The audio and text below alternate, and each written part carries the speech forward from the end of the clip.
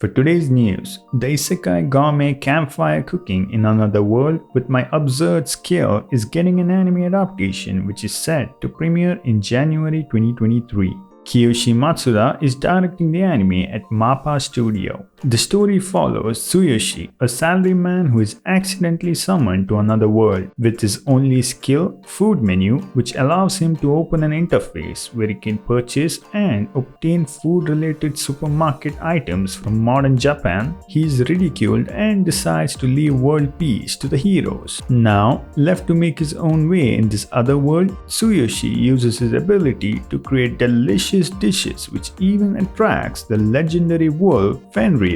Campfire Cooking is another average at best series with the generic isekai trope being played again, and yet this is a series I really enjoy. There is no romance, no ecchi, no love, just a man with his monster companions making good food. There are other characters, but most of the conversation occurs between our MC and his companions, the legendary wolf Fenrir and a slime who likes his cooking. Their humorous yet cute brotherly family kind of interactions is something I really enjoyed. But the story has no clear direction, with each day consisting of making different kinds of food and traveling through different areas of the fantasy world. The core of this gourmet show is naturally the food. A lot of time is spent describing the cooking with instructions and what ingredients are used. The cooking itself is definitely delicious looking, making it hard to watch when you're not eating something. The artwork is great, making the food look even more delicious. There is no character development, with each chapter repeating the same formula of traveling, cooking, and eating.